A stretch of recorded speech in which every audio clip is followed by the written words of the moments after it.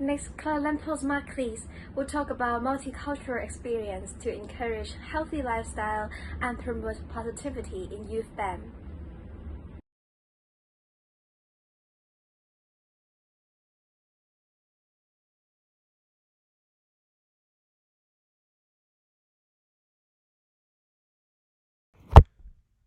Nowadays, hardly anyone disputes on the necessity of music education in the school curriculum as well as the developing children and adolescents.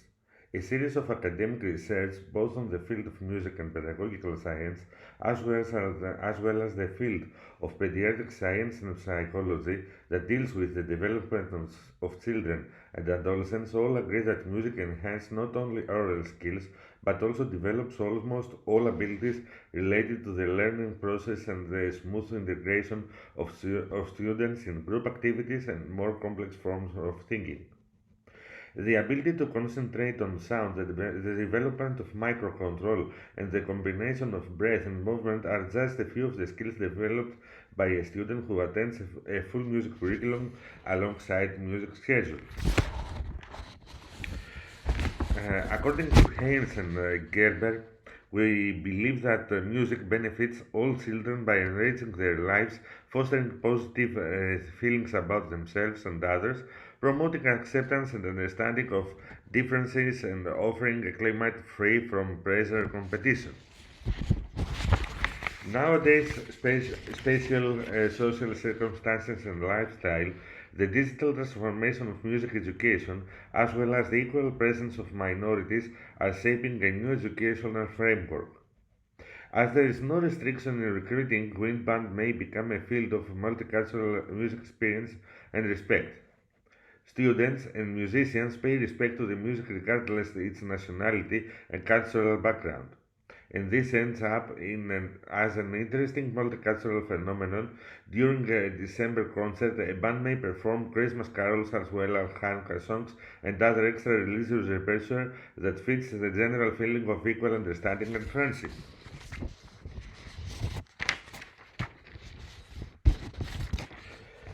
Many countries around the world nowadays imitate the American school band curriculums by recruiting youth bands and other ensembles, thus encouraging even early elementary grade students to immerse themselves in music education through playing a wind instrument and performing in school bands. Although modern curriculums are especially qualified to respond to every age level and both the needs of group practice and individual development, musical training in wind bands was common law in the Ionian Islands by the mid 19th century.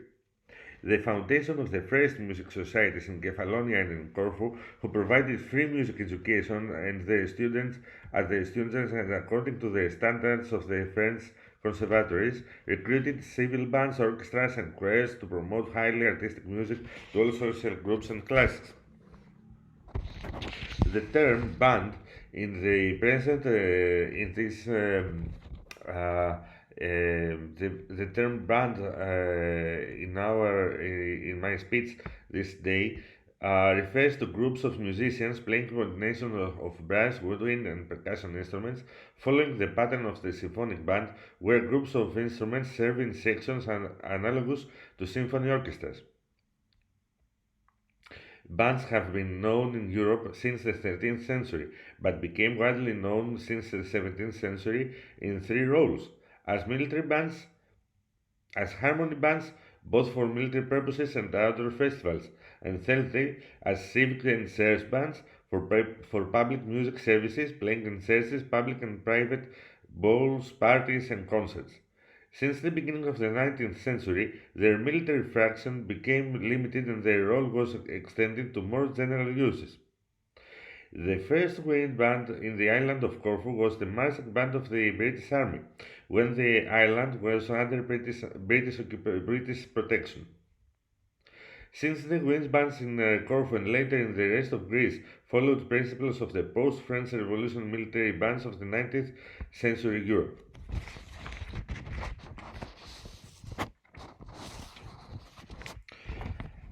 Philharmonic nowadays scholars and researchers estimate that the antiquity of the Philharmonic Society of Corfu is not the main reason of the acceptance and respect as it was not the first founded musical institution in Greek or in the Ionian Islands. Philharmonic Σχολή Palace Philharmonic School, officially founded in 1836, had already formatted a civil band and operated as music school in Luxury in the island of Kefalonia already from 1831-32. Φιλαρμονική Σχολή Κεφαληνίας, Kefalonian Philharmonic School, founded in Argostoli also in the island of Kefalonia during 1839, was another significant organization of that era that also formatted a civil band. It is also a considerable fact that bands consisted of local musicians accompanied by well-known professional musicians of that era, performers of the Italian opera troupes directed by foreigners, mainly Italian conductors already performed in the island of Zakynthos, Zante from the early 19th century.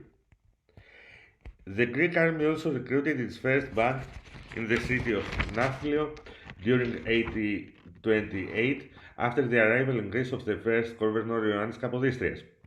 According to Greek musicologist and researcher Keti Romanou, the Philharmonic Society of Corfu in his early steps generally operated as an Italian academy under the guidance of Nikolou Halkiopoulos Manzaros, who is also Greece's national composer, the composer who created the hymnos Στην Ελευθερία, Hand to Liberty, that is nowadays the national anthem of Greece and Cyprus. Also shared the aims of the Conservatoire de Paris. Its students became professionals and performed at the armies and other professional ensembles. The civil band of the society also performed for the celebrations of national feasts, and by this cultivated a popular and nationalistic character. Many intellectuals were gathering, discussing the news of the Greek Revolution at the early 19th century, commenting on political developments and philosophizing on highly theoretical and idealistic level.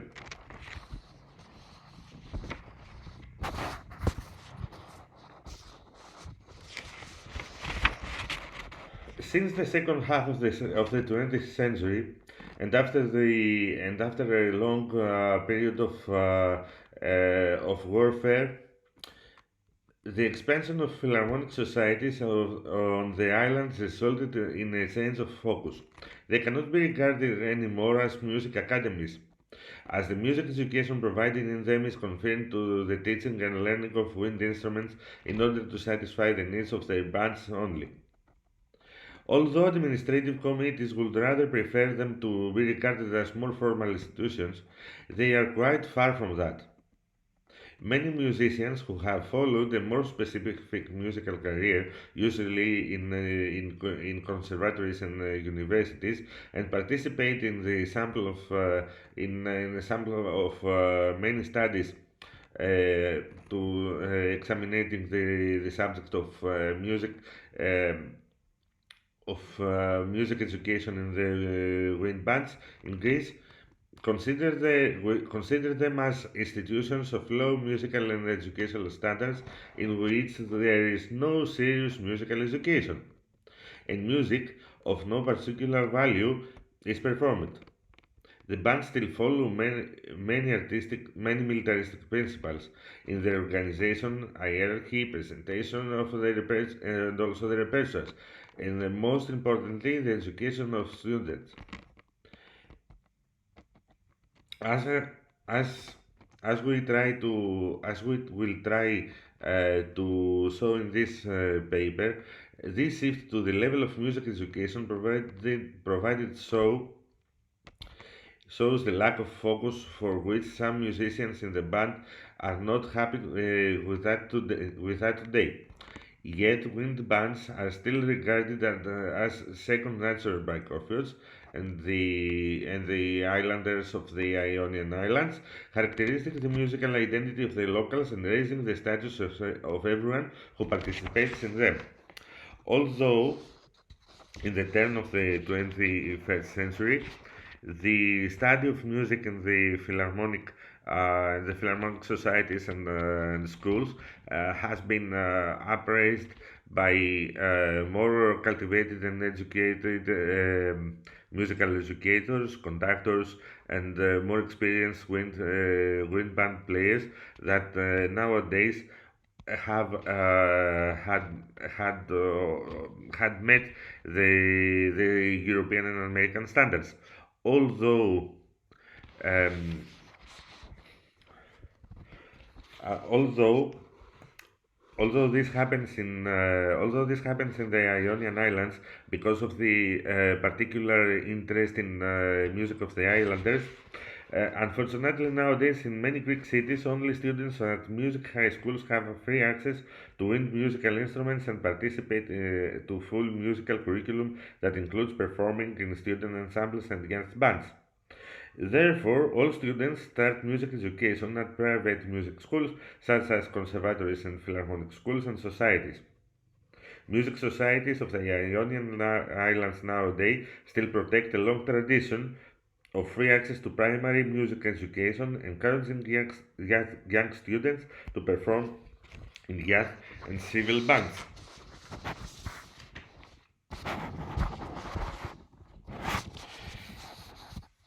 Before chatting on the principles of education of music education in the youth band, and in general terms in well constructed music ensembles, we should reflect on what music is.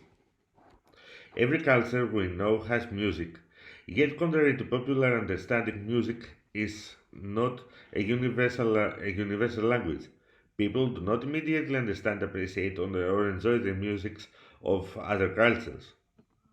More accurately, people within cultures and between cultures often speak of our music and their music. Indeed, it is not uncommon for people to identify themselves by means of particular musical styles. For example, in North America, many young people proclaim their lifestyle preferences via the blast of portable stereos. They wear their music they wear their music like a bold team badge or a t-shirt slogan. Other people go even further. They actually live the life of their music. Indeed, for many countries and in the Western society, it's not just a style of sounds to which they listen. Rather, country music is a way of life that includes a presence of for particular clothes, cars, sports, food, expressions, holidays, rituals, and of course personalities. My tendency to use music to separate ourselves from one another is underscored by Bruno Nettles' observation that in some cultures music secrets are actually guarded from the outsiders. In other in others in others, music is considered to be owned by individuals, clans, or tribes. Indeed, ethnomusicologists conducting field research frequently encounter strong resistance to their questions and their microphones. In some, musicians around the world do not automatically release the opportunity to share the history, the techniques, or the meanings of their musical traditions. Many resist disclosure for fear of the outsiders that will fail to understand and respect the uses, functions, and subdivisions of music in their societies. They fear that outsiders will not understand and respect them. In short, because music is in essence something that people make or do, a people's music is something that they are, both during and after the making of music, and also the experience of music. Two important points follow these observations. First, it is common to overlook the fact that before anything else, music is a human practice. All over the world, the human practice of making sounds to which to listen and dance also celebrate and glorify, inevitably leads to the codification of skills and understandings, the specification of standards of performance, and the establishment of institutions for passing on musical skills, understanding, and standards. Such, such linked such Such a linked body of practical principles is what the Greeks first called an art, in the sense of ars or techni. It is a major weakness of the modern philosophy of music education that this sense of art, of music, has been overlooked. The second point maybe derives from the idea that although music is one of the vital organs of social organizations around the world, music, including one's conception of what music is, divides people as much as it unites them. Indeed, music is not harmony, literally or metaphorically speaking. Nevertheless, the fact that music is a major means of distinguishing, identifying, and expressing differences points to one of its major functions across all cultures. Music can abstract and distill the relatively unclear and obscure character of culture. That a primary function of music across cultures should be its function as a cultural symbol is not surprising when one considers that the word culture, what the word culture actually means. Culture is a man made part of people's environment. It consists of societies, customs, traditions, tools, beliefs, laws, values, and goals. That is, all its expressed ways of thinking. L.A. White in 1949 was one of the first to emphasize that humans are differentiated from other animals on two counts. Humans have developed both language and culture. Human behavior originates in and is distinguished by the use of symbols and various kinds. Many scholars now accept that music is a major way of expressing and organizing thinking, and that music functions as a symbol in several discursive and not discursive ways.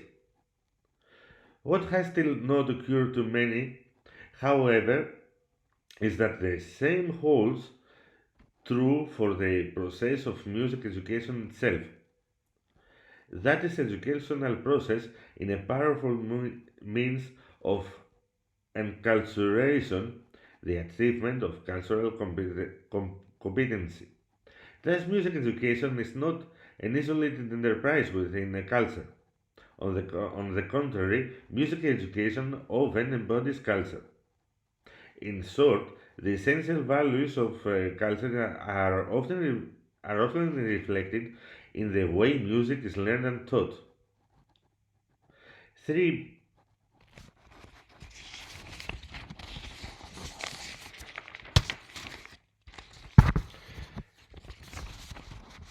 and now it's the time to understand what is multicultural education before stepping forward on how band helps to flatten these distinctions. Multicultural education, according to Bennett, and it is called, and as it is called currently, was rooted in the 1960s as a part of the civil rights movement. Gorski, in 1999, states that some people trace the foundation of multicultural education back to the actions of African Americans who challenged discrimination during the civil rights movement. The women's rights movement joined the fight in the late 60s and early 70s. Music rights, women's rights groups wanted equal opportunities for education, employment, and income. To meet the needs of these growing groups, school created token programs that were added to the basic curriculum. According to Gorski, also in 1999, these token programs were the earliest conceptualization of multicultural education. In the 80s, researchers began actively studying the multicultural education.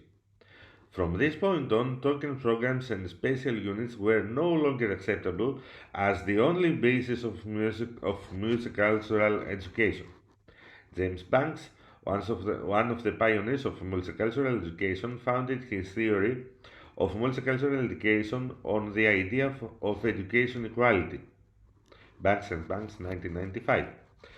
He, uh, he, along with several other theorists, felt it was important to examine all aspects of schools, including, but not limited to, policies, instructional materials, assessment, counseling, and teaching styles. In the 1990s and through the current time period, research has been focused on developing multicultural education models for the classroom and multicultural education teacher trainings.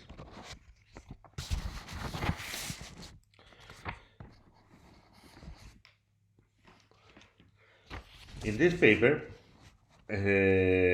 my aim is to share my experience as conductor and educator in wind bands for more than 20 years regarding wind bands' potential to initiate young students in music. Examining musical skills of students who started learning music in bands, scholars may discover an augmented sense of teamwork as well as a sharing consciousness. As teamwork may provide sufficient results regardless of each one's ability, as band's potential is stronger than individual ability, students can reach to a sense of deep understanding of the music, as during rehearsals band members may reach to a holistic approach of their repertoire while conductor rehearse individual sections of the band. And that distinguishes the band curriculum to the old-fashioned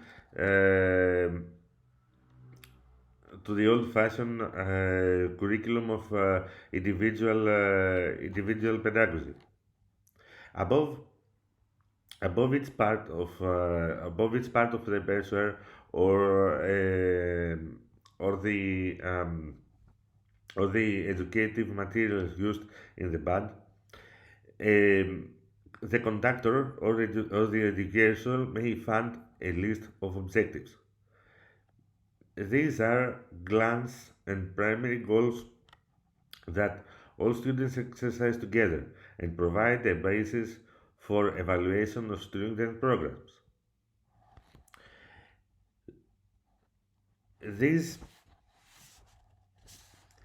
these activities are activities for excellence, and they're designed to give students a basis of understanding of tonality, intervals, harmony, counterpoint, composition, orchestration, and an introduction to ethnomusicology and Western music history. Also, there are studies in by performing a wide repertoire. Students may include a study in world geography, world history, foreign languages, world culture, and the interrelated arts. Sharing these enrichments with students will ensure a meaningful and comprehensive music experience within the context of the band rehearsal.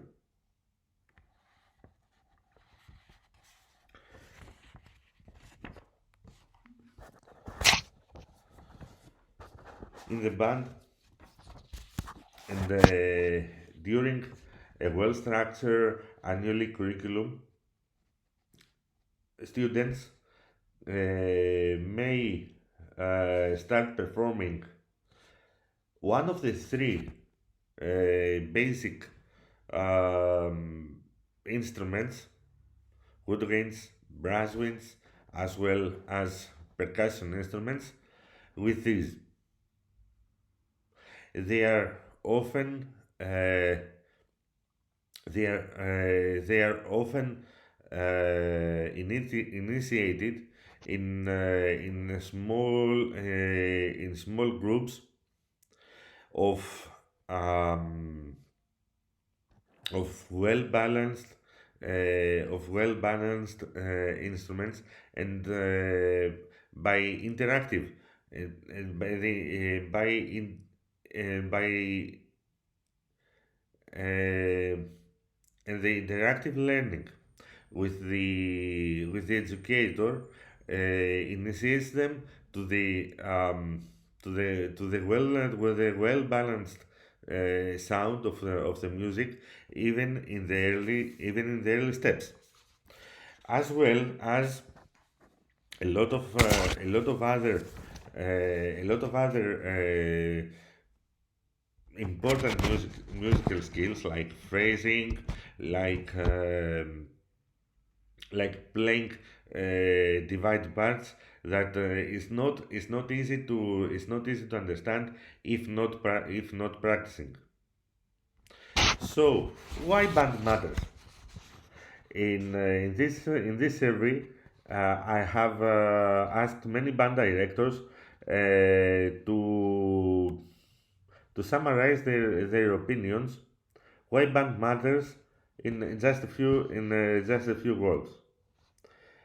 I got many responses that may categorized in a list of let's say of a few of a few of a few basic points. First one is the sense of belonging. Band gives to the students a safe place to belong. It also it's a second family. A lot of students don't have a support system, and thus by belonging to a to a well structured equal group of people like in the band reinforce them during their student years. Band is a home to many kids who don't feel accepted elsewhere. Band provides community and place where to the community a place where kids can feel confident and safe. It gives kids a sense of belonging, especially if they don't have their own family. And this is important because in many bands they're not only student bands rather than community bands. In many cases, older people take part as well as guests. In this in this case, many people got an instructive and supporting key role to the youth musicians. It's teamwork, ownership, and talent all rolled into the surname of the family of the music family inside the band. Band matters because you build friendships and skills to carry your through life wherever it takes you. Kids, especially middle school kids, need to be a part of something bigger than themselves, and this and thus makes them a feel of proudness as band's potential in average is higher than individual potential. Regarding creativity and expression in the band, the band enhances creative thinking and is an enriching creative outlet. Band give us the chance to create beauty, elicit emotion, create that work of art through music. It allows expression without words. It teaches skills not reached in other content areas.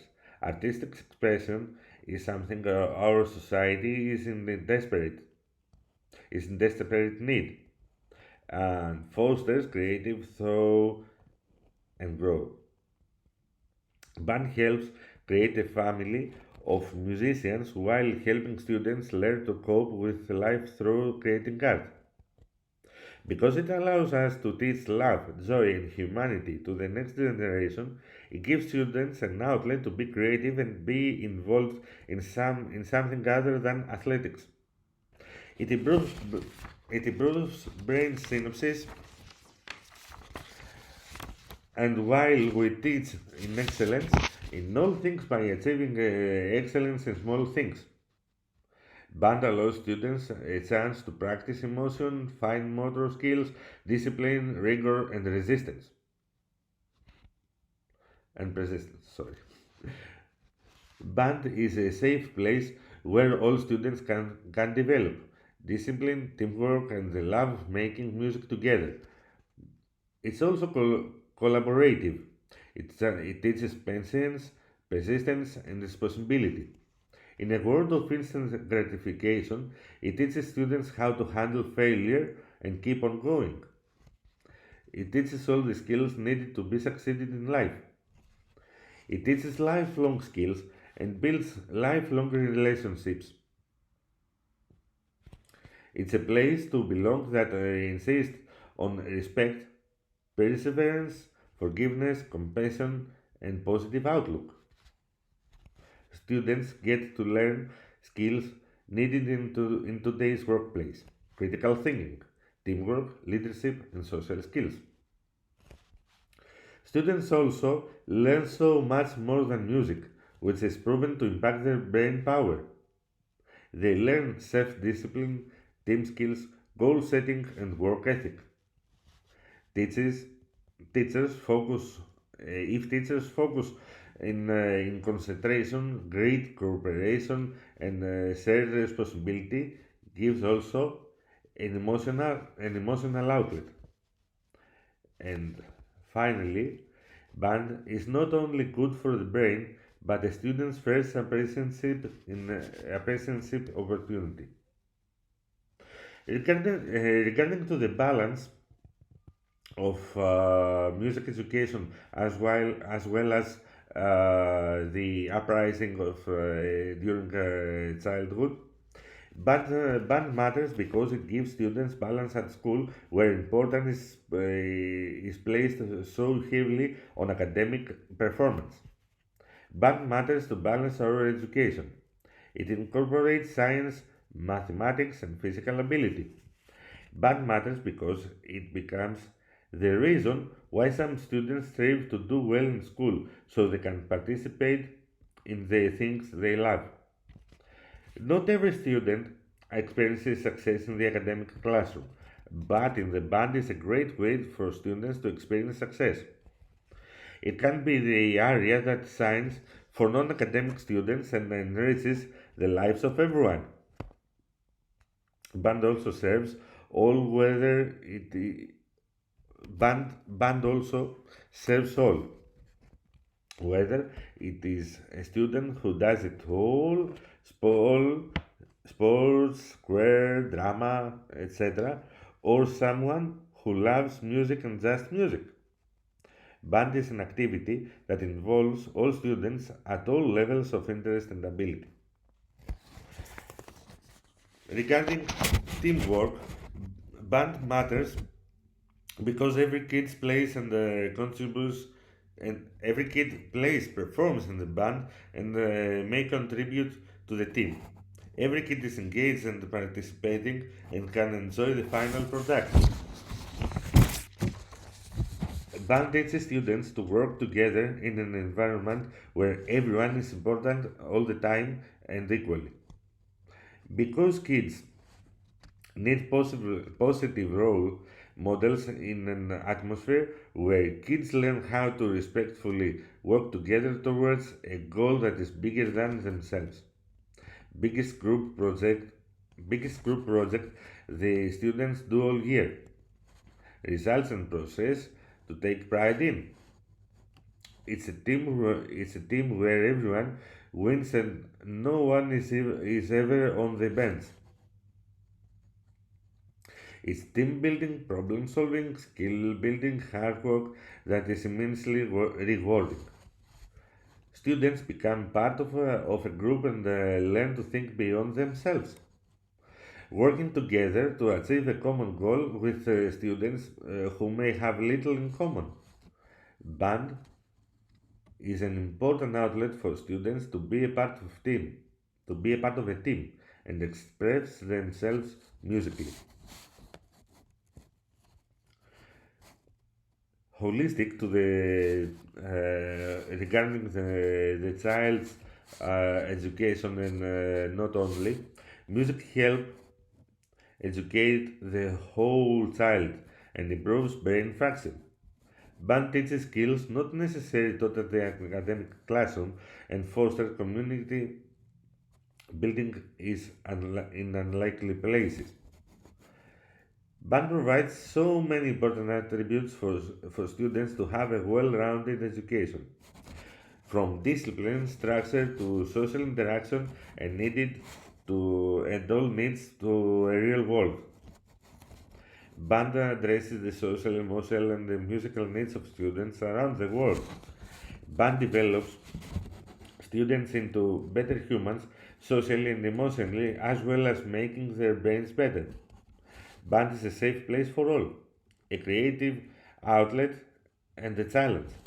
Increases cognitive reasoning, enhances collaborative works, gives emotional outlet, and offers creative thinking. It is a comprehensive education that improves the IQ, creativity, leadership, and problem solving in multiple areas of study.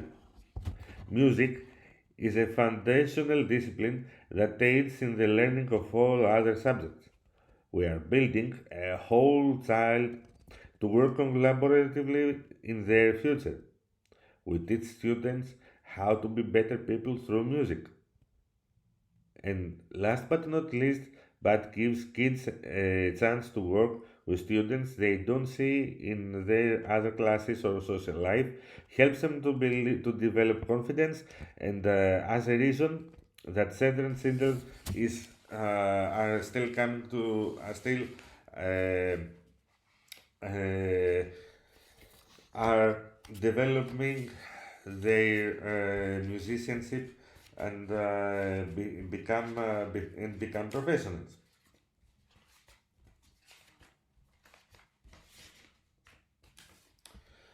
Finally, band students may participate in many cultural and music events that encourage a healthy lifestyle.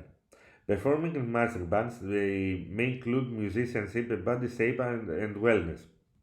There is no doubt that respiration and movement control are enhanced while performing in a wind instrument, as well as nutrition habits that helps a healthy body and mind to achieve excellence in wind band performing. Closing this um, this speech nowadays, I will provide an example of how performing in a band section in a percussion section may provide the sense of wellness and psychological health. Playing in a band employs a wide range of scientific approaches and techniques to examine the short and long-term impacts of engaging with music and arts.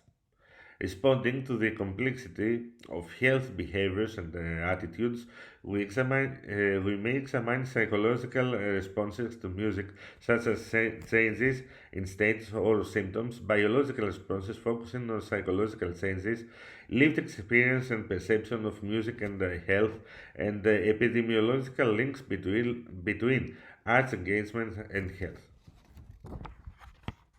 As research goes deeper to date clearly evidences on music's potential to facilitate psychological change, establishing, for instance, that creative engagement in older adulthood enhance well-being and health-promoting behaviors, that group drumming reduces depression and anxiety in mental health service uses and in mental health service users through providing a creative and mutual learning space, and that signing reduces negatively affect and increases positive affect in also in cancer patients and carers, as well as supporting recovery from postnatal depression. Further analysis of saliva samples have demonstrated that just one session of group drumming can boost immune activity, and that a 10 weeks program can lead to a decrease in inflammation, which has been shown to enhance recovery from depression. It did,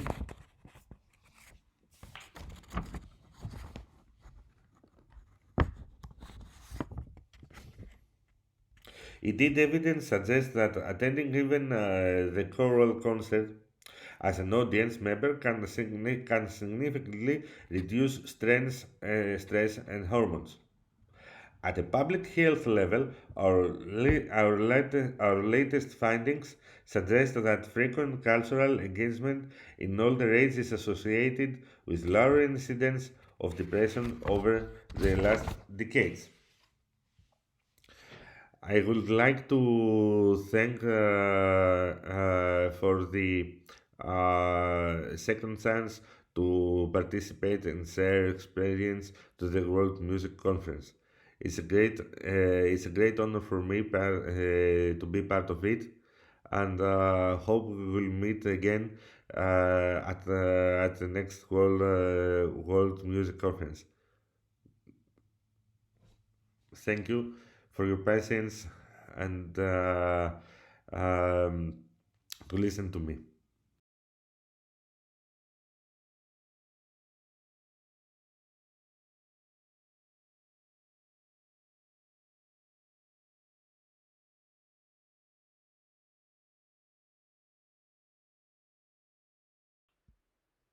Hello, Chitra. It's first of all, thank you for having me as a part of this panel. I'm very excited to share my thoughts and learnings with everyone during the course of this conference. Yes, I definitely think that music can positively impact children's physical, mental, and social well being.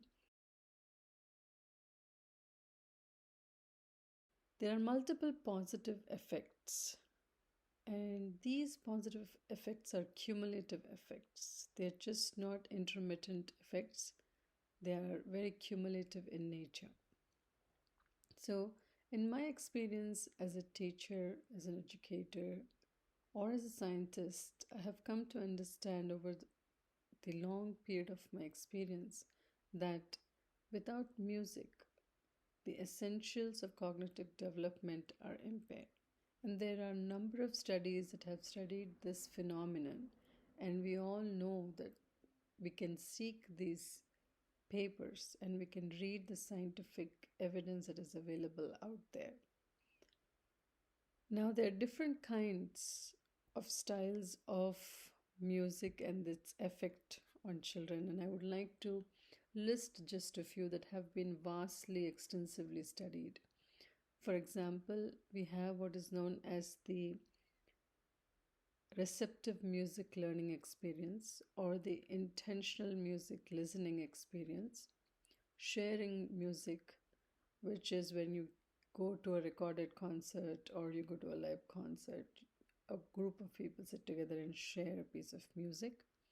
You have solo or group instrument sharing, listening kind of a music, group singing, music and movement dance, lyrics and rapping, songwriting, composition, improvisation. So these are all the different categories in which children they encounter music in their day-to-day lives, in their formative years, in school, out of school, in the house, and so on and so forth. And so, hence, we can see that when these are the different kinds of vast criteria that are available for children to come in close contact with music and its effects on the subconscious mind. Therefore, these different styles, different genres definitely have different kinds of effects, which we will see as we go down further with the different kinds of questions that are lined up for me. Of course, there are multiple different kinds of effects on children and adolescents, for example. Let's come back, let's revisit the different criteria that I had mentioned just a couple of minutes ago. Now, in case of receptive music listening, we see that there is a physiological arousal of mood and mood development and betterment of mood in children in general. Also, in case of intentional music listening. Now, receptive music listening and intentional music listening have a similar tone of experience, but they have a slight overlap. Receptive is in the sense where the listener is not directly participating in this kind of a music experience, whereas in an intentional music listening, you are a part of the either the performance or the active or you're actively taking part in listening to this music. There is also physiological arousal that you see in mood development in case of instrumental music playing. And so, culturally, I think all the different kinds of civilizations, um, they have a strong footing in the need to develop an art on one end and an educational pursuit on the other end.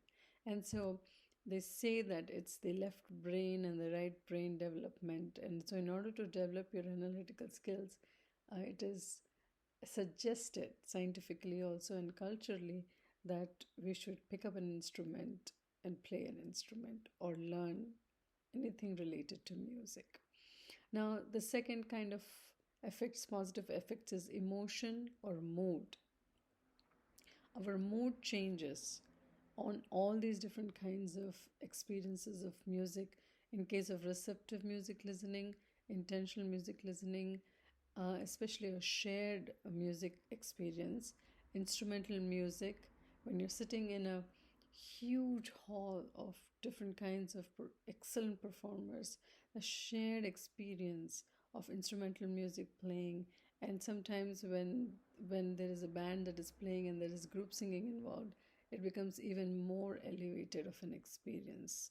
As the shared experiences, it's the same kind of music that we also hear when you're sitting in a church and listening to a choir. Our emotional development also happens in case of lyrics, for example, rapping, for example. And so these are the different effects that they have in these two different categories. But when we come to cognitive memory, right, memory development, cognitive skills, analytical skills, um, technicalities of performing well and being skilled at school, for example, in case of children, uh, also is developed, especially with intentional music listening and instrumental music playing. Now, the next is the self esteem or achievement. Music gives children a sense of achievement. And I think for the most part, every child, every kid is trying to understand how the world is functioning and find their place in this world, and they're looking for validation. For the most part of the time, they're trying to imitate someone and try to be them, and they have some idealistic goals in mind and they pursue these dreams, and that's where they undergo different kinds of hormonal changes, biologically speaking, and that in turn affects the cognitive development, especially memory. And music aids, and the three different kinds of experiences that have been found to be most beneficial is instrumental music playing in cognitive development, group singing, and that's why having a opportunity to be a part of a community that does group singing is beneficial for cognitive development. The last is singing. You can be rapping or you can be just, narrating the verses of the song, and that will be a great effect as well. The next effect that you have is physical activation. The biological elements, the metabolical rate, the BMR, the blood pressure. Biologically, children get very pumped when, for example, there is a Disney movie, or they hear the two words Harry Potter, for example, or ice cream, or any such thing. Now, when we go to a restaurant, or when we go to a hotel, or we go to an ice cream parlor, we go to any place, a cafe, we cannot imagine a life without music. And so, a sense of physical activation that gives us the bounce in our feet, so to step, bounce in our step, is very much done by music. And children who are associated with a background of music or an interest of family that encourages children to be taken to plays or to theater or to a animation movie, for example. And so a physical activation happens in all the different kinds of listening, as we have been discussing.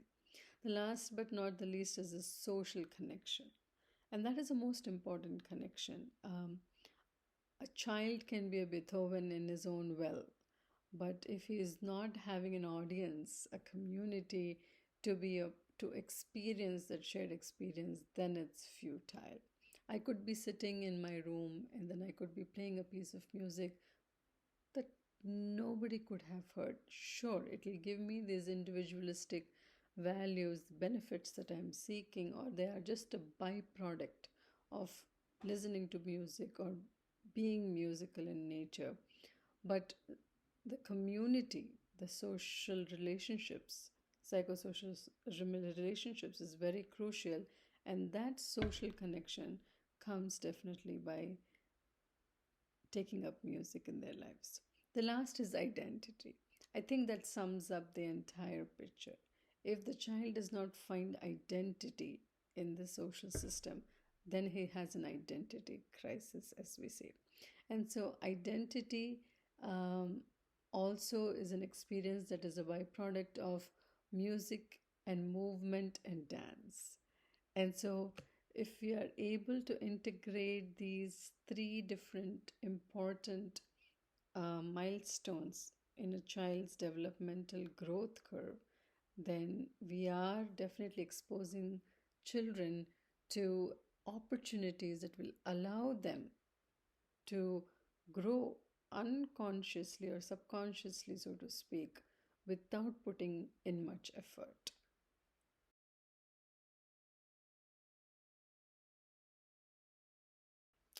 And so, this is a fantastic question. I think having a combinational therapy in medical settings is very, very crucial.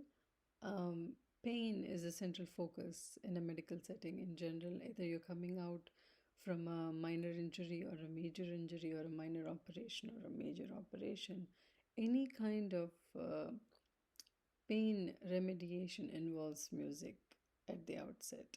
And so across the different studies that have been done in medical settings, health outcomes primarily are focused on pain, recovery from operations, as I said, and most importantly, the focus is patient satisfaction.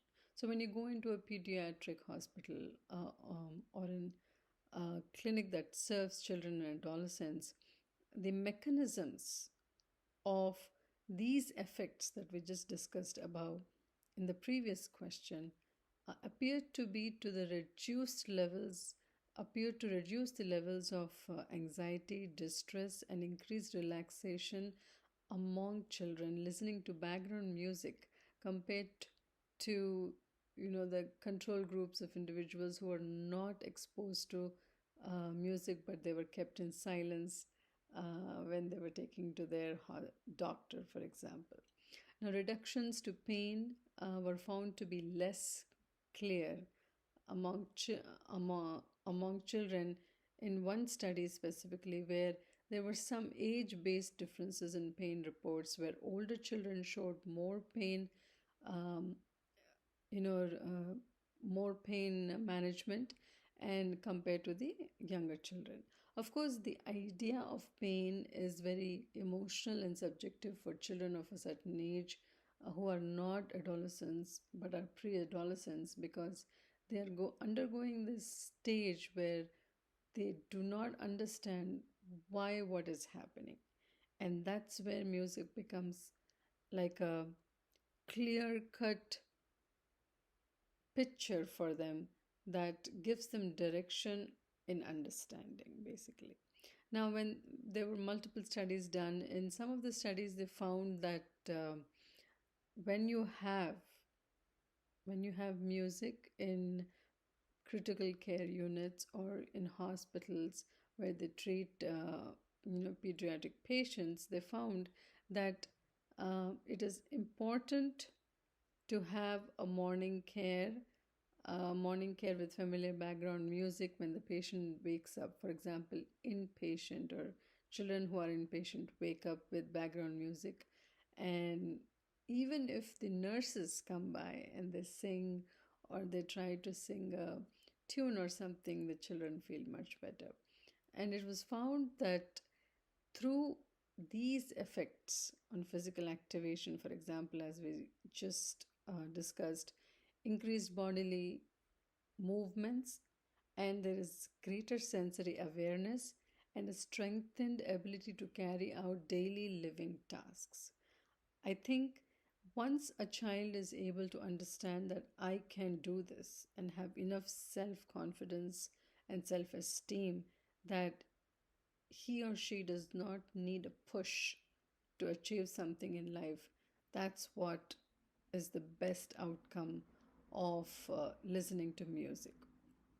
And they also found that children uh, generally tend to show more playfulness in their interactions or social relationships that are improved over time. So they demonstrate improved social interactions and connections when music is a part of that journey.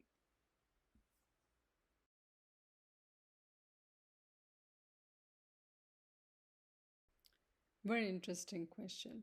And so, continuing our discussion in the same direction, but adding in another element or another layer of complexity to listening music and being a part of a shared experience musically is the relationship of children, music, movement, and physical activity that brings the topic of obesity. I think obesity is a very deeply tackled topic that becomes pivotal in remediation or management as children from a young age, because once they seed the foundation of physical activity with the help of music, then it's a long-term relationship that they definitely maintain that sees an associational effect for a long period of time. And not only that, it keeps them very healthy. Now, with regard to the different mechanisms, uh, music activities produce effect on health or well-being. They are plenty, as we already went through. But receptive music learning generally has been found to be used in health or medical spaces, for example, for decreasing perceptions of pain and anxiety and for post-operative recovery in children. Not only in case of medical settings, it has also been found to have significant effects in children who were less motivated to be moving about and taking part in a group physical exercise activity or a personal activity like doing yoga or just closing your eyes and sitting for 5 minutes with the help of music, or going for example, taekwondo, or going for karate classes, or for going for any kinds of tennis classes, or name any physical activity. Uh, and so many of these studies that I have been mentioning has been found that that when the cases of children who had decreased physiological need or urge to get out and do something physically or do go about some kind of movement, they were indicative of their bodily functions were showing lower blood pressure, increase in uh, oxytocin, decrease in cortisol during music listening. So, interestingly, music listening was associated with increased arousal, activation, and social interaction in a lot of children. And so, when you walk into a preschool or a pre K and primary, middle school, higher secondary school, music is an integral part of their curriculum, and that cannot be separated. And that is for a reason, because we all know that if we can imagine a world, for example, Christmas is coming up. Can we all imagine a Christmas where there is no Christmas carols, or there are no sounds of bells, or there are no sounds of anything to do with Christmas music, as every family gets out to do shopping for Christmas? It's impossible, right? And so, as much as we undervalue the presence of music in our lives in general, there is musicality in nature, there is musicality in each and every existent of each and every existing physical object around us. And so, if we tune ourselves, intentional music listening, now that we are doing receptive, if we convert our receptive music listening skills on children to intentionally, if we can tame them in that direction, then of course children will be more motivated to get up, dance, and move, and have a lot of physical activity. Uh, in terms of obesity, there are different kinds of obesity. We have obesity 1, 2, 3, and so on and so forth. In children, however, good eating habits of high nutritive value are very important, and it's it's a challenge for parents to have children eat what is good for them rather than what is cool for them. And so music plays an important part. I think we have successfully overused the medium of music to either overfeed children or underfeed children. For example, we don't pay attention to how much the child is actually eating when the TV is running, and or they are listening to a song, or they are watching an iPad, or they are on their tablet these days. And so there is no limitation on what are the kind of food groups that they are consuming, and generally it turns out they end up having a lot of junk food than nutritious food. And so there are multiple studies that have been conducted. They have found that musical pieces, generally that are chosen by kids, are more successful in motivating these children to go out and be active. So there is a lot of positive effects with respect to music and obesity, and having a good nutritive index internally, having taken the required dietary allowance. Now, in case of group singing, I do want to mention here, there are so many major festivals, culturally speaking, in all different cultures. And all these cultural events involve a lot of food and, of course, music.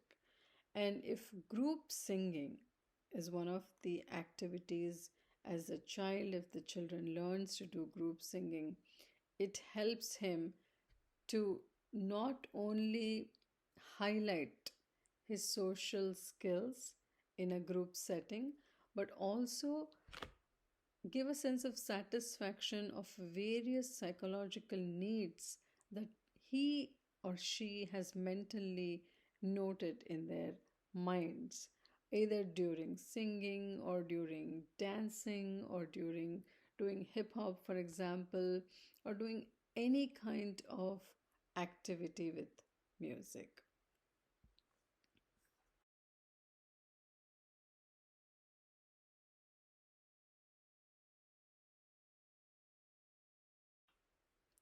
True, I mean, there are different reasons. Although the field of music, health, and well being for children requires a lot of further development, there is, however, emerging evidence that specific music activities may be recommended for some purposes. For example, they can be cognitive, they can be psychological, they can be emotional, they can be physically motivating the child to get up and moving, and also for treating specific health conditions in medical settings. Music activities, there is no doubt, offer a rich and underutilized resources for health and well-being to children of all ages and backgrounds and settings. And we may wonder why this is a cause. Because I think the patient satisfaction is a long road that uses music as therapy to make the child understand what it's going through is just but a temporary phase. And if pain management or if recovery from any kind of illness can be accelerated with the help of music, then there are very many few uh, programs that are available run through different kinds of funding resources. So I think there is a lot of funding, but there's a lot of avenues that are not very well also marketed, so to speak, for children or families that have children that need medical, attention, who are able to access these resources. And it takes a lot of research, it takes a lot of understanding of what are the current options available and how these things can be executed. Because I feel that the world has, I think, overflowing number of musicians at this point or musically talented people who can definitely be positively impacting the all the children all over the world. And I think UNESCO is doing a massive effort in order to help children all over the world, as we know. And they could, if UNESCO came up with such wonderful ideas year after year and such projects and plans to accomplish, it's definitely through music that they have been able to do that. So, yes, there are a lot of opportunities. One needs to be determined to seek these opportunities of funding in order to get a policy in place. It's doable, it's definitely doable.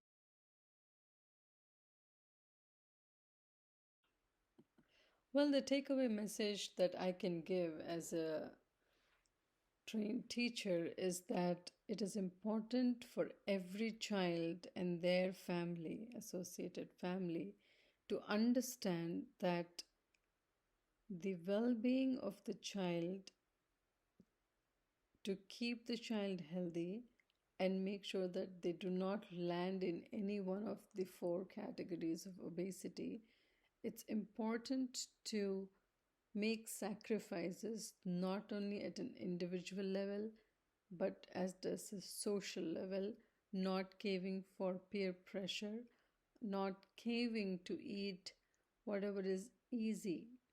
If you notice, whatever is easy is the most difficult to get rid of once you fall into the class of obesity. And so, children with obesity, honestly, they stand 1,000% chance to recover from that physical condition that has put them at risk to multiple different other secondary conditions. And so, my takeaway message to every child out there and every parent out there is wake up smiling with the with a tune on your lips, a song in your heart, and dance around with your kids. Spend some time just doing some kind of silly dance or synchronized dance or any kind of art form that involves movement and music. And that will not only aid the child in its overall development, but as a society, it will help the next generation to be healthy, more importantly, understand mindful eating, and also be able to practice the value of food that has been made available to the child. I would really want to thank you, Chitra, for making me a part of this conference. It was absolutely amazing to be a part of this program and also learn such wonderful facets that have been put together with such beautifully well thought, painstaking efforts. Hats off to you working for such a great cause. Thank you.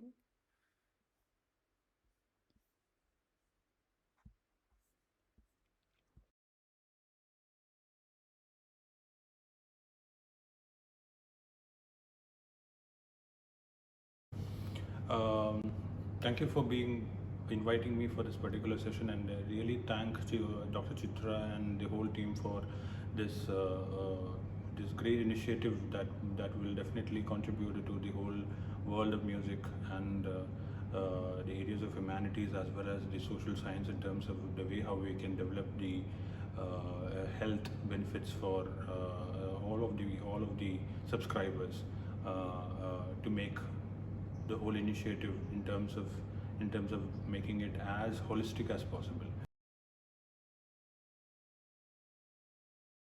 Can music be used as a tool to really enhance the physical and mental abilities of children? Yes, I know. I myself have been working with one of the clinical doctor and who have been treating quite a lot of children between 4 to 8 and 4 to 12 and much kind of a categories of this kind. Although she treats almost all the age category, but specifically she did this experiment with kids, specifically in the clinical practice. And during the particular sessions, she had made sure that there is a peaceful instrumental classical music which was played across, and that was very much scientifically observed throughout the particular procedure. And we could see that when children really go through such kind of a session, normally just let's imagine when we all observe this, when students or when kids really go to a clinic, especially let's say a dental clinic or any such kind of a clinic, looking at the ambience of it, looking at the sophistication of it, looking at the smell of it, looking at the nature of around it, they tend to be really nervous and they tend to be little anxious. Then there should be anxiety kind of disorders and things like that. But here what happens is the same kids, when they come back with, and there's a kind of a music in the background, they somehow feel a little comfortable and much more homely, in a certain sense of comfort that they really feel that the restlessness part is almost taken away, and they are absolutely comfortable, they are absolutely convenient and cooperative, and at the same time they are not restless anymore, and at the same time they are more calm and peaceful, and in a sense slightly happy as well. So which means they only have a curiosity now, not the anxiety anymore on what is really happening. And then when the doctor really talks to them, gives them, asks them about the music, and then make them feel much more comfortable with the environment around, and then take them part by part, the kids seems to be much more comfortable and much more cooperative in all the sense. And this is being noticed systematically across a certain period of time as a part of a specific observation research, to see how much music can really make an impact among patients, especially the children category of various age segments. So this has been something that has been noticed, and I've been a part of it. So I've seen this doctor doing it, and I can really vouch for the fact that it has really helped. And this kind of an experiment is still being continued in various such kind of clinics, hospitals and things like that. And if we don't have such kind of an environment to really do it, at least we try to really play this particular music, especially the classical instrumental music, to soothe their particular mindset at that particular treatment phase, and that has worked tremendous result.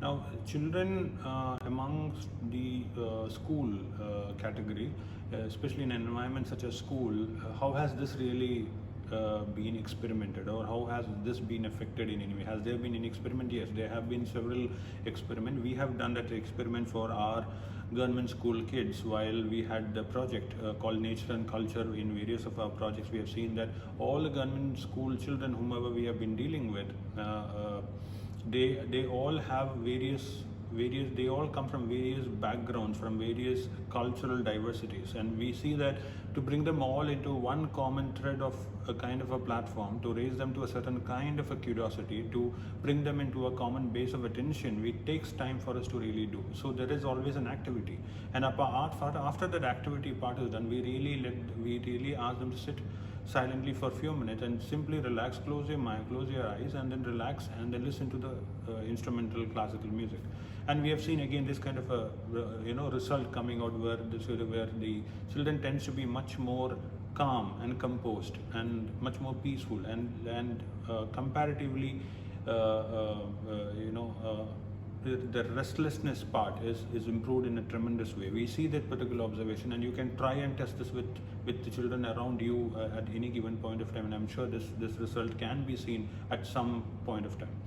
And in terms of the school, whatever kind of a school it may that be an international school, may that be a school of a government school, or may that be any of the, let's say, a school like an orphanage kind of a school, or a school for specially able kids, and whatever kind of school may be, we have done these experiments to really understand how much this has really helped them, in what sense, not to the extent where we have clinically proved it, but we have seen it at the physical level of the way how the changes have been very abundantly obvious in a larger sense. So children in school specifically, I myself know that there's one school in Baltimore in US where they have actually, their kind of punishment that they do for children are not literally the punishment as such. What they really do is they ask these children to go sit in one very peaceful, very well decorated classroom where they are absolutely comfortable,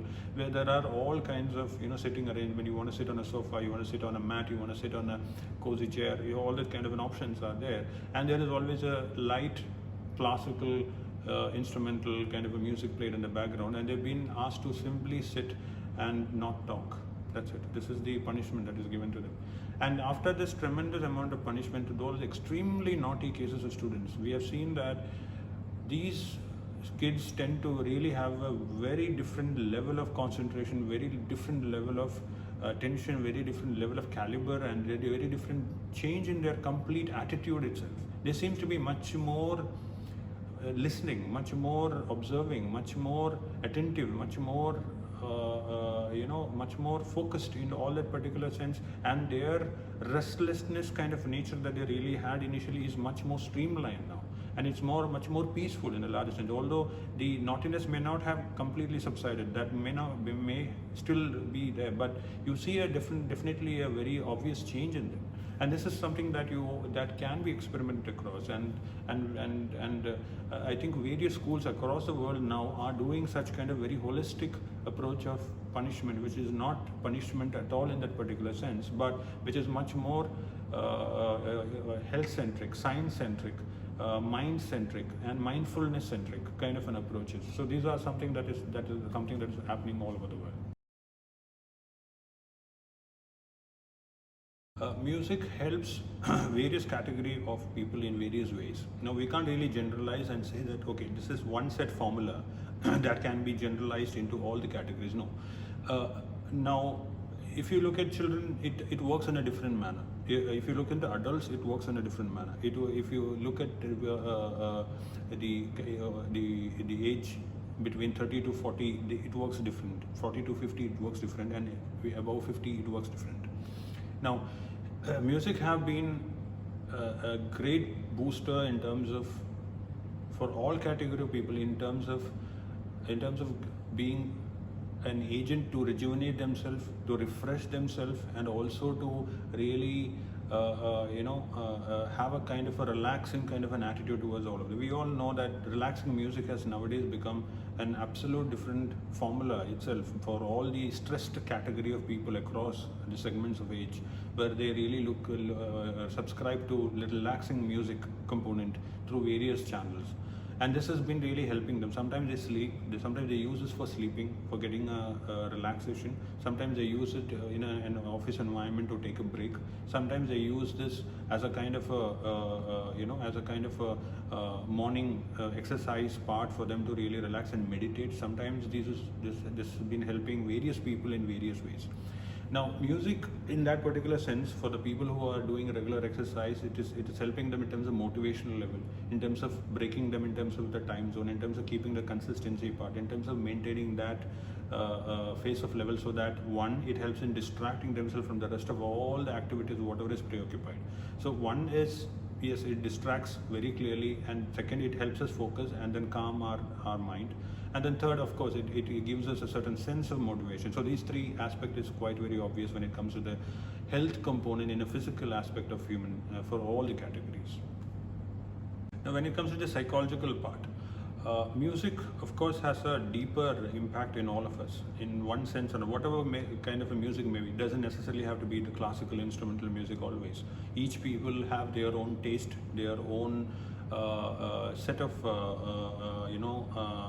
likeness and dislikeness towards various kinds of music, and some people listen to certain music only once in a while because of their preferences based kind of it. But there are, of course, various kind of music that can be generally played in various places, and psychological benefits is tremendous. Now, several research have already proven this, and quite a lot of observational research, quite a lot of clinical research, quite a lot of scientific analytical research. Many have proven all these factor in quite a different dimension, and it's already going on. And we are yet, although we have done this, we are yet to do quite a lot in terms of its progress. But three important factors that really helps us is music helps our mind release quite a lot of chemicals, and these chemicals really create certain kind of vibrations and waves within our body, which helps us in three important parts. One being induces calmness and tranquility of mind. Second, accelerate focus and attentive power. Third, provide a meditative trance. So basically, what does it do? It really helps us stabilize. So there is one aspect of stability and the calmness that is obviously there. Second, it really helps us into a larger healthy approach of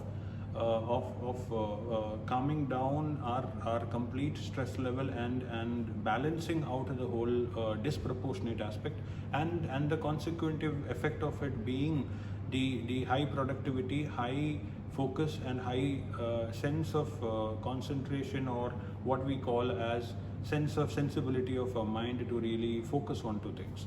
So these three aspects has been quite very proved more or less as a kind of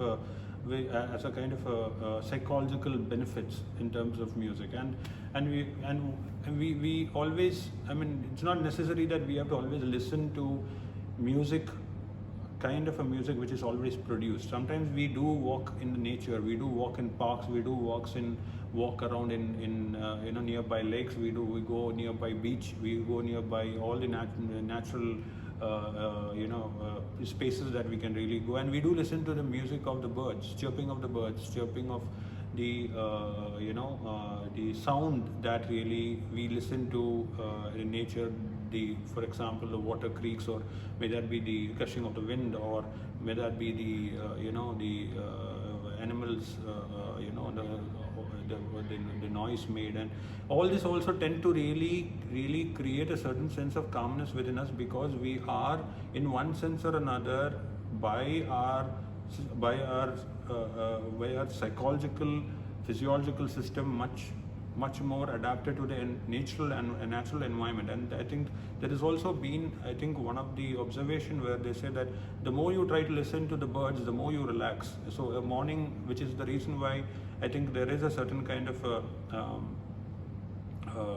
curiosity in people to really listen to the music of birds in the morning, and that this really calms their mind. And I think there have been some research on this where they really say that really helps in various ways in terms of keeping their sense of peace in their mind in a much more balanced proportion. Now, third part that I would like to bring across specifically about Indian classical music is it has been our history shows that uh, music has been a part and parcel of almost all the civilization.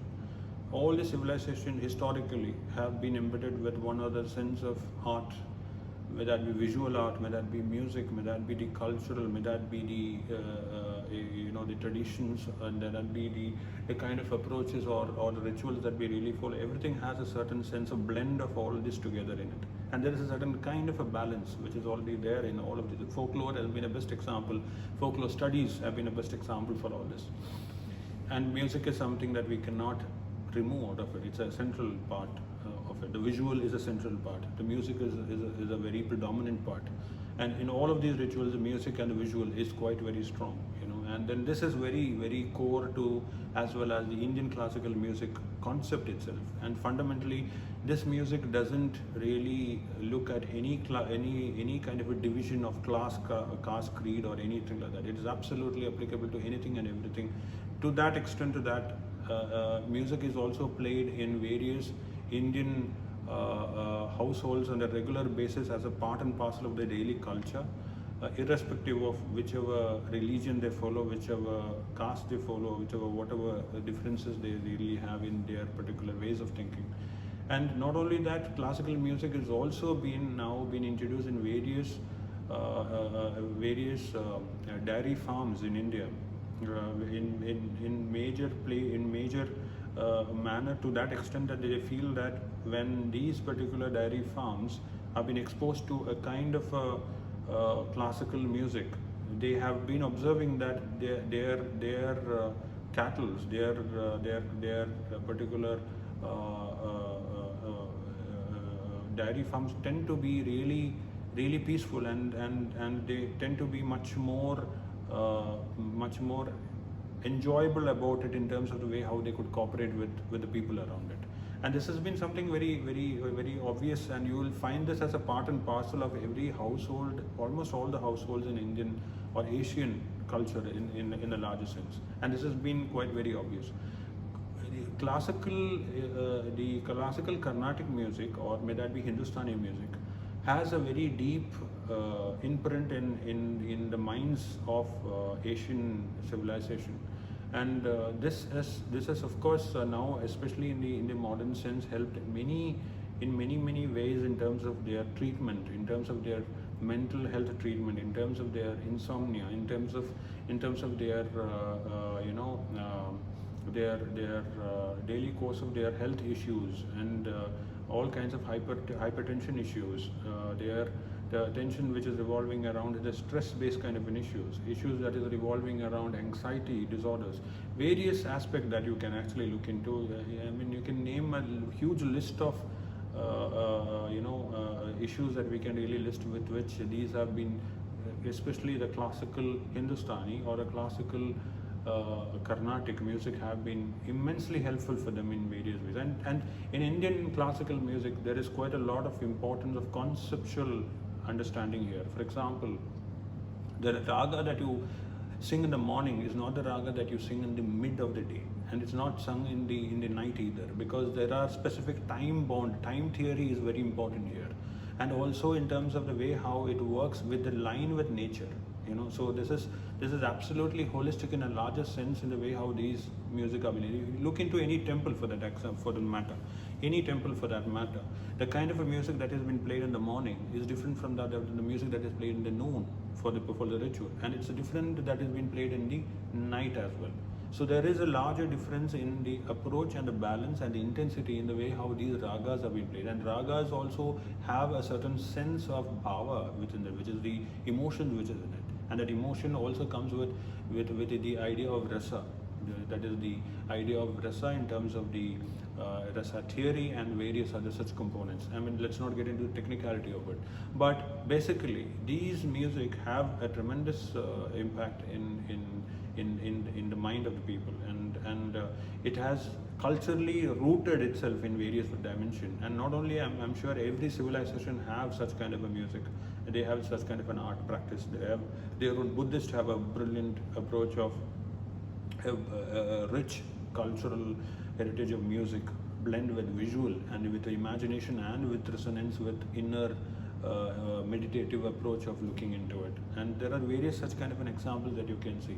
So these are all something which is very obvious and abundant, available within the complete approach of classical music across, and various institutes are doing quite a lot of research in this as well. Okay, the next question is, how can the use of music be amplified and experienced by more children and adolescents? Now, music can be used in all of the clinical practices, may that be whichever kind of health clinics, hospitals. Hospitals, it tremendously helps. It helps in really changing the whole environment of that anxiety and that fear and that unpredictability, and the stress level can completely be normalized almost to a larger extent. And these have been proven in various experiments. Now, and for children in various grades, it has been seen that their performance is increasing when there is a certain use and intervention of music in all of this particular practice has been done. May that be sports, may that be studies, may that be the whichever area that they are really good at. So in spite of the age category, among all the grades within the school systems, the music have been tremendously helping the students in terms of their productivity, in terms of their own behavioral aspects and overall approach of their working sensibilities. And also in terms of physical activity and coaching part also, it is very obvious that everyone most of them really prefer to use music that can go with their likeness, which can really motivate them, which can really help them, and then how it can be further enhanced and used in various segments of their life. And in various situations, even including our activities that we have done in NGOs, especially the old age homes, or may that be the home for financially deprived, or homes for the orphanages and places like these. We have seen that music really do bring a certain amount of a magical change in their environment that definitely adds to a certain kind of a happiness index in their mind. And that has been seen. And even when you are alone, a person who is, for example, alone, may that be an adult in an orphanage, or a very senior citizen in an old age home, when they are alone, they tend to really think and overthink, and then they think, and that thinking may not necessarily always be on a positive note. But whereas when there is a music around, we have seen that the tendency of people to really overthink or to get into any such kind of a depressive or a negative kind of a thought, kind of a pattern is very less. It's not that it's not there, it is there, but the proportion to which they really tend to really go is more towards happy, more towards calming, more towards relaxing, more towards happiness kind of a thoughts, and that kind of a streaming, where they tend to be much more relaxed about it rather than being stressed out of it. So this is something that is obviously seen in most of these NGOs that we have been working.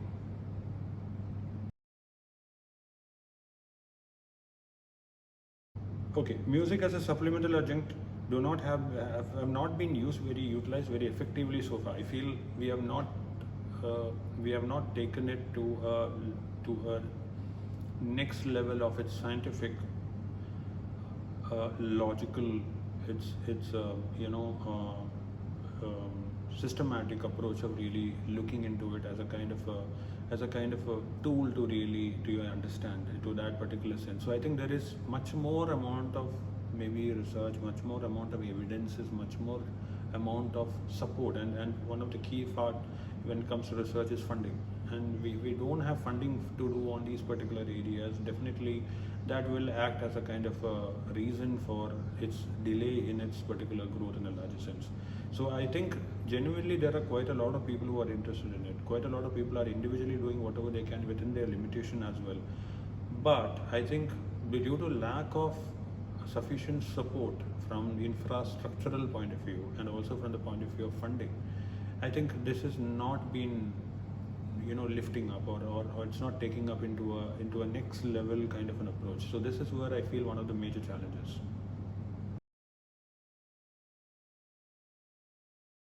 Now, I think music as such is I think we have not fully explored, or we have not made the complete sense of it, I think, so far, and I think there is quite a lot more that can be done, and there's quite a lot of challenges revolving involved with. And when it comes to the health part, may that be obesity part, or may that be the mental health part, may that be the psychological barriers part, may that be the issue revolving around psycho-linguistic effect, neuro-linguistic effects, or any such kind of a conditionings and things like that. But music as such, or art as such, has always been a therapy for much of the people, and that's why music therapy, art therapy has been evolving at a very good pace, at which these are being explored to a good extent of how that can be used and utilized to in various manner, may that be psychological manner, may that be at a level of engagement, may that be through the form of education, or may that be just to simply keep the environment calm in hospitals or any of these particular areas. But there is definitely quite a lot of gap that is available there, and there is much more that can be done to really understand and fully potentially use this medium. And music as such, yes, if we look into various cultural background in most of the homes, children are taught music or some form of art in engagement right from the childhood itself, and this has been really one of the very great boon, or some kind of a blessing in disguise for them when they really become adult, right from the time when they start thinking and when they start becoming mature. And then they realize that this has really been a part of them, and that can be used to really compose them, balance them, to really help them in various ways and methods that they can. And whenever you want to really focus on something and do something very serious and intense to help you to really not let your mind wander, you play the music. You play the music when you want to relax. You play the music when you want to really some kind of a healing. You play the music when you want to really get into some kind of a meditative state. Music has, in that sense, music therapy has been using it from all the various holistic approach of physical, mental, emotional, psychological, spiritual, aesthetic, all the proportions, whatever that we can in terms of exploring our mind. So it has helped in various manner, but how do we really scientifically prove it? Well, that's a real question that we really have in front of us. But if one tend to really ask, has it helped? I'm sure most of them will say yes, because that has been their experience overall. And in what all sense are we really using it to the benefit of it, and how are we really systematically analyzing it in terms of the way how we have used it? We don't have a meter, we don't have a grading, we don't have a kind of a scale to really measure them. But yes, we have seen quite a lot of experiential evidence right in front of us, so there is no doubt about it. But we need to really move further into the dimensions of research in music with quite a good amount of support of fundings and grants, and then do quite a lot of systematic research from various dimensions from various parts of the world, and then consolidate it to really bring this up into a larger segment of scientific exploration. So this is something that I think we need to really focus as a kind of a music enthusiast, as a music world conference people, as a people who really care about and who are genuinely interested in helping the society, making some kind of a change to the world through one or other form of art or expression. And this has been there within us from quite a lot of, ever since the evolution of human beings. So there is a certain deeper sense of psychology in it, and we need to really understand them from its root sense of understanding. So I think these are all the challenges, these are all the benefits, these are all the aspects that we have seen in front of us as an evidence to really see how we can look at music as a form of art, how it has been helping us.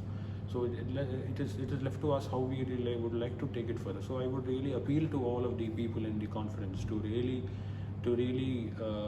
let's all work together to really bring this whole sense of curiosity, sense of our commitment towards understanding these forms of art and how we can really bring it much closer to the people and the society in terms of helping them in a systematic scientific approach. Thank you.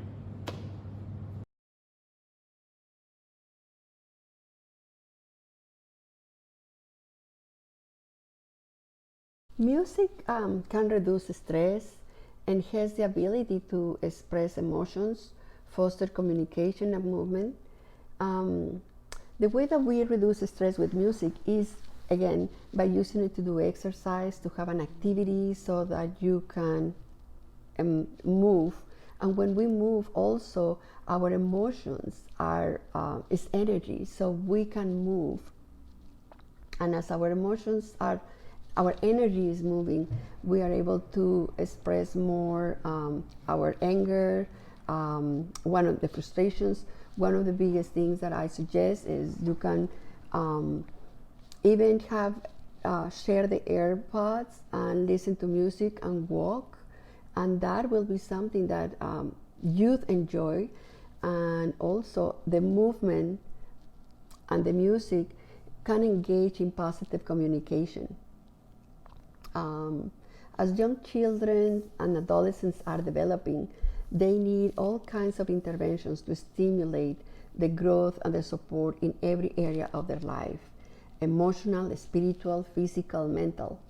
I don't believe that we need one intervention only. I think the combination of different interventions is what gives us the outcomes that we want. So music as an intervention can be done to start alone, but it needs the support of others, such a healthy and balanced nutrition, exercise, a good sleep hygiene, positive relationships at home, at school, with teachers and other adults in the family, vitamins and supplements, and medication if it's needed. I don't trust one intervention only will be effective. Yes, music that has an upbeat rhythm as well as positive lyrics. It is easier with children since they have less barriers to be open and to try something different. One factor that is important to mention is how supportive are the parents of joining the children in the activity. With young children, group activities are an option because they are open and they can try something new and they can be more enjoyable. With adolescents, they prefer a solo activity most of the time, private, so singing and dancing in their privacy. They are not a specific gender or style that I will recommend. Again, it's more about the upbeat and the lyrics. The lyrics are extremely important. Physical health, upbeat music without lyrics or with positive lyrics messages can inspire movement. It doesn't mean necessarily a workout, but it can be dancing, walking, stretching. The psychological part is more about listening positive messages which support joy, peace, a relaxed mind. When we are in these states of mind, we usually eat less out of stress.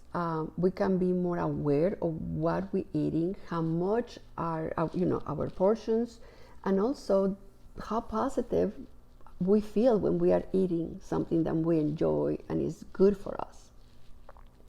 The habit forming behaviors starts at home with the parent choices.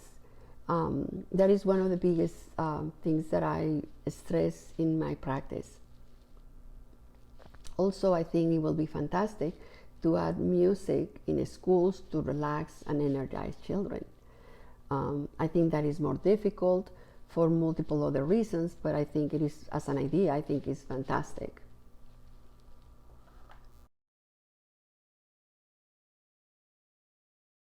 Individual challenges are mostly based in thinking process or preconceived ideas provided by the parents, teachers, older siblings. I had heard Jude saying, I don't have a rhythm, I don't know how to dance, or my family doesn't like music, or I don't like this type of music, I only listen to this type of music. So I encourage children to say, you know what, try one time. It's not going to break you if you just try one time to dance in this music. When they're like, oh, I don't want to dance to this, I said, just try it. Nobody is going to judge you. It's just part of, you are alone in your room. Usually with the youth, you will be alone in your room. Nobody's going to film you. Nobody's going to post it anywhere. So just dance, enjoy singing the lyrics, the movement. Human DNA carries a set of information, but is not the only prerequisite to produce certain characteristics or disease in a body. So I don't align with the idea that, you know, it's genetic and that's why you are doomed to have that. I think besides genetics, there is other important factors, which is the habits and the choices of what the youth or children are making in daily basis. Also, obviously, is the parents. What are the choices that I have at home? If the only choice I have at home is potato chips, fried foods, things that we just open from the freezer, well, that is a way that is creating a habit. So that's why it's so important. And I know that I've been talking a lot about that part, but it is important to understand that what we have at home will create also ways of living. So yes, genetic is important, but habits are much important than anything else, in my viewpoint. Implementing music interventions as a widespread option could be difficult for multiple reasons, as I mentioned before. The main one, in my view, is culture. I can speak in the United States.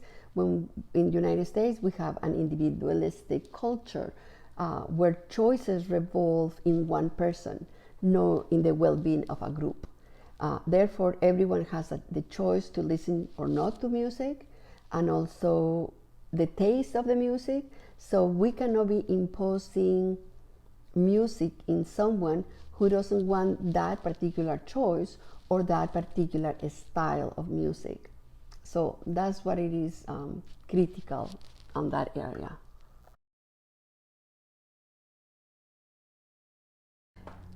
Dr. Masaru Emoto studied the structure of water and how its molecular structure transforms when it's exposed to words, thoughts, sounds, and intentions. In his book, The Hidden Message in Water, demonstrates how certain types of sound, like classical music, generates beautiful patterns, while heavy metal music generates not so pleasing to the eye and distorted patterns in the molecules of the water. If that happens to a drop of water, what is the effect on the human body, which contains 80% of water? So I always stress in my sessions with my patients, with the parents, with the children, what we hear, who we're hearing from, is extremely important. So music is used, and I prescribe music usually for my teenagers, the youth that I work with positive message, music that I listen. I have my own playlist, so I also talk about make your playlist, your upbeat music when you are happy, when you are rested, so that your choices will be reflecting that type of mood. As a mental health therapist, I believe in choices. What you choose is the direction that it will take you the result. So, but what I say that is, Our choices take us to the end result. The free will gives us always another opportunity to make a different choice if we don't like what we have in the present. So awareness of what we are looking, what we are seeing, what we are hearing, if we don't like it, we can always make another choice, and another choice, and another choice. So I think that is it too. I will end up with that, is be very careful what you hear, when you hear it, from where you hear it. Music, lyrics, and talking. Thank you.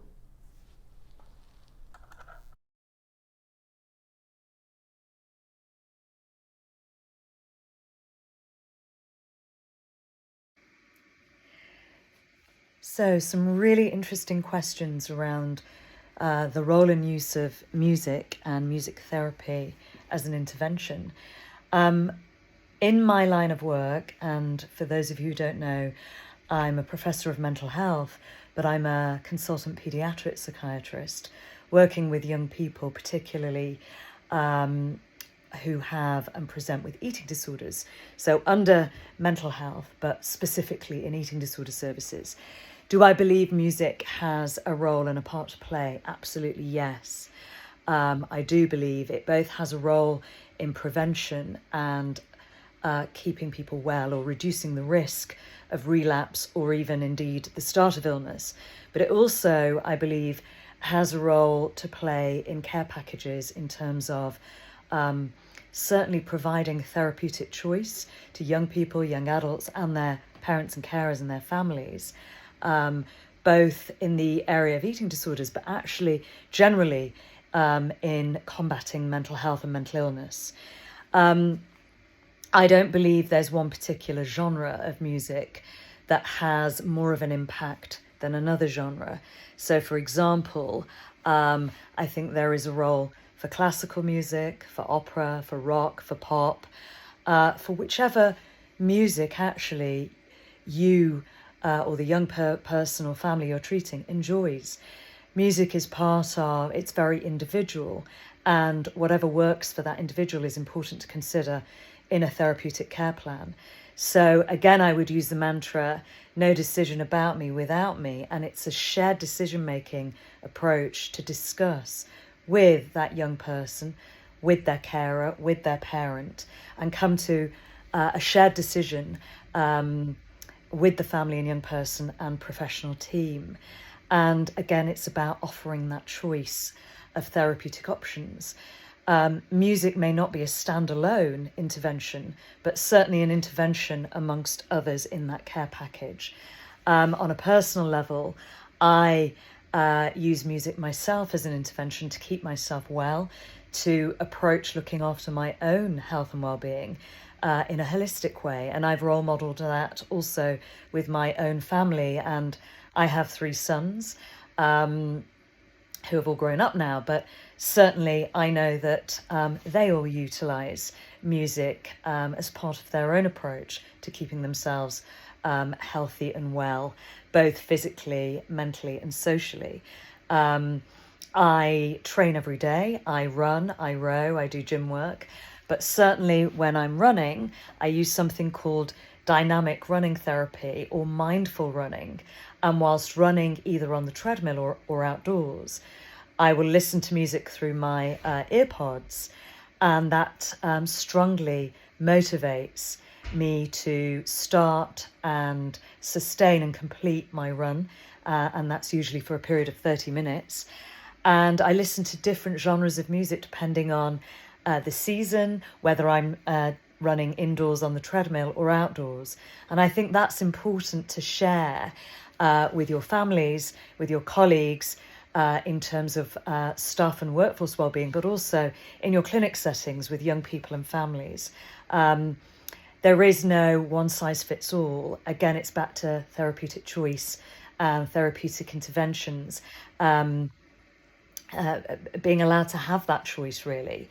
I think the bottom line here, when we're talking about all creative arts and music importantly within that, for the purposes of this conference, is that we need to strengthen the evidence base much more, both in this country, in the UK and globally. And we need to continue to build that evidence base for specific genres of music, but also different types of musical therapy and music interventions, whether that's listening to music as part of a care package where you're working with young people who have eating disorders, or it might be in acute care and physical health settings where you are trying to engage young people in a process of improving their physical health and well-being, or indeed in schools as part of a curriculum to think about better nutrition and better nutritional approaches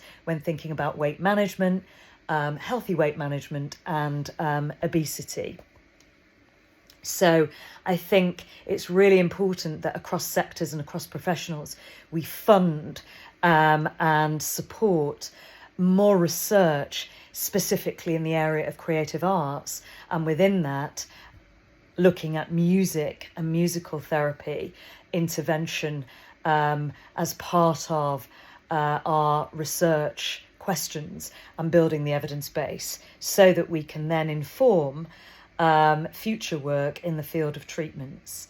One of the things that I think is important to note, certainly in the UK, what we know is obesity is a public health phenomenon of our time.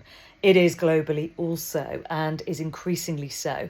And it's important to get this right in young people and young adults. They're a third of our population, but all of our future. And we know that getting it right in our young people is so important to avert the development of type 2 diabetes, for instance, later on in life, which in itself becomes a long-term condition and leads to further serious physical health consequences as well as mental health consequences. We know that a third of people with obesity, actually the cause of the obesity is binge eating disorder. So it's a complex field, and binge eating disorder falls under the category of mental health disorders, and it is one of the eating disorders that we see under psychiatric illness. So it's really important, therefore, for us to consider creative arts as an approach, and within that, music therapy as part of our overall care packages that we can offer to young people who may be presenting with eating disorders, with binge eating disorder, with obesity, in our specialist clinics, and then before they reach those clinics, to work with our education sector, with teachers, with educational professionals, with people developing curriculum for schools, and also before that working with families and parents around good information for parents and families around nutrition and nutrition for their children and young people, but also for families. So it's about good education around nutrition, good psychoeducation around keeping ourselves mentally healthy and mentally well, and how to do that both as parents, both as young people themselves, but also for teachers in that setting where we know young people spend a lot of their time. And then, of course, for healthcare professionals, both in physical health settings and in mental health settings. Really important to develop that collaborative education packages, collaborative research, build the evidence, and then implement that in our treatment within healthcare settings. Again, I am a clinician in the field as well as a policymaker and an influencer within policy and provision who is a huge advocate for furthering creative arts and specifically music therapy as an intervention. We know that it has wide-reaching effects and impact on an individual level anecdotally, but we have got evidence to suggest that it reduces anxiety levels, particularly in young people presenting in physical healthcare settings to emergency care. We know that music can help to reduce their anxiety levels and also reduce pain scores where young people are presenting with pain. and that it can positively impact on young people's mood. So those are the three areas that I think we have particular evidence base upon which to build further.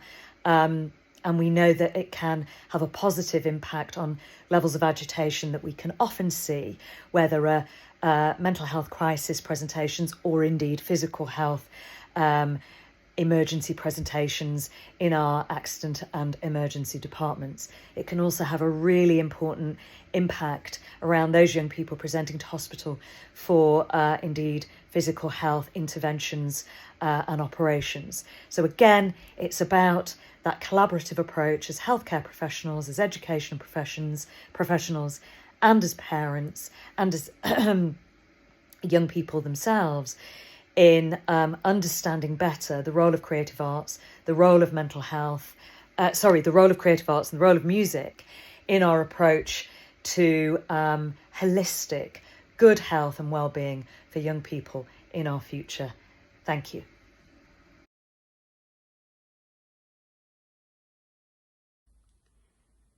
Today I'm going to talk about the music and why it is important for children's overall health. Music can positively impact children's physical, mental, social well-being. We all know that. But it can also bring a positive effect in the treatment of obesity in childhood. Hello everyone, I am Dr. Shagun Pindlish, diabetologist, internist, wellness coach, and a proud member of American Diabetes Association and Obesity Medicine Association. Music is a powerful emotion of human life. Some call it universal language, while others call it a window to the soul. Music is a form of expression that can make a deeper connection and build relationships. This conference is brought it together and collected people from global world and to present why music is so important in our health. When receiving a sequence of sounds, the brain tries to impose structure and order and in effect creates an entirely new system of meaning which translates into a pleasant and rewarding experience. That is why it is called such a powerful tool. It can improve mental and social well-being of our children. Any music that a child can connect and form a deeper correlation can be beneficial for children. Depending on individual, both group or solo activity can be beneficial. Now the question comes, how music has contributed to an improvement in each relevant part of physical and psychological health. Many studies have shown that when it's music we love, the brain releases dopamine, one of the hormone, while listening. Dopamine is a chemical messenger that plays a role in how we feel pleasure. It also helps us to think and plan, helping us strive, focus, and find things that are interesting. This can impose on the human behavior and can inspire movement and activity. Either it is a fast beat or the slow beat, it can cause soothing experience or increase the intensity of the physical activity. How can the music use can be amplified and experienced by more children and adolescents? It can be amplified in different settings. It can be in the school activity, clubs, social interactions, engaging in the sports that has involved music, playing the instrument, and there are some of the examples. What are the challenges with using music to improve the well-being of children? Well, the challenges are at multiple levels. It starts right from your home. It can be from the lack of awareness and education among parents, children in the school, teachers, even the physicians who are lacking the time to emphasize on how music can promote the physical activity and it is important for the children's well-being. Children who have childhood obesity due to any medical cause, though, can still get benefit from this treatment. This challenge can be also from the level of the government, that includes less funding and not promoting enough projects in the community. The musical therapy can be by its own or in a group, or can be combined with the medical treatment. It can be implemented with the behavioral health therapy, that is called cognitive behavioral therapy, but nevertheless, in any form, it can help to promote overall physical health. So come join us in this World Music Conference 2022 and learn what are the best ways to approach and combat this pandemic. Thank you. Hello friends, thank you all for joining us and being a part of the 6th Annual World Music Conference. We look forward to seeing you at the 7th Annual World Music Conference with a new theme. Thank you all and see you next year.